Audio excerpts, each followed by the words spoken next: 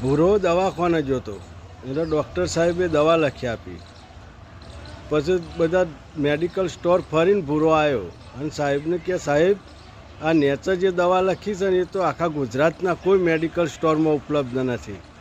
Doctor સાહેબ કે ડૂબા એ દવા નહીં લખી, પેન ચાલે છે કે નહીં ચાલતી એનું ચેક કર્યું છે મેં.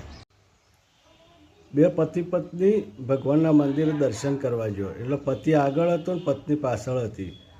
તે ગુસ્સામાં પત્ની કે હે ભગવાન, મારો પતિ જો ખોટો હોય તો એને હાલના હાલ ઉપાડી લ્યો, અને જો હું ખોટી હોય તો મારો હાલના હાલ મારો અમર ચૂડલો ભાગવ. એમાં કોણ હલવાનું કહો? પતિ. એક જણાએ બે હાથે બે ઘડિયાળ બાંધેલી, એક ડાબા હાથે ને એક જમણા હાથે. પછી એક બીજા ભાઈએ પૂછ્યું કેટલા વાગ્યા?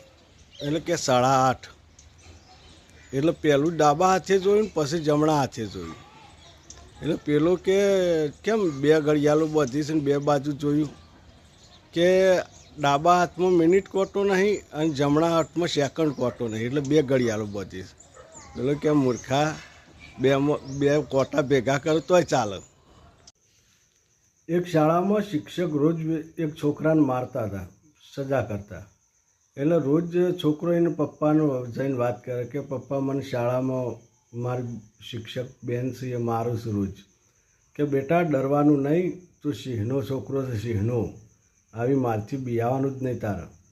એટલે છોકરો કે વાત સાચી છે પપ્પા, હો મારી બેન રોજ એમ જ કહે છે કે તું ક્યાં જનાવરનો છોકરો છું.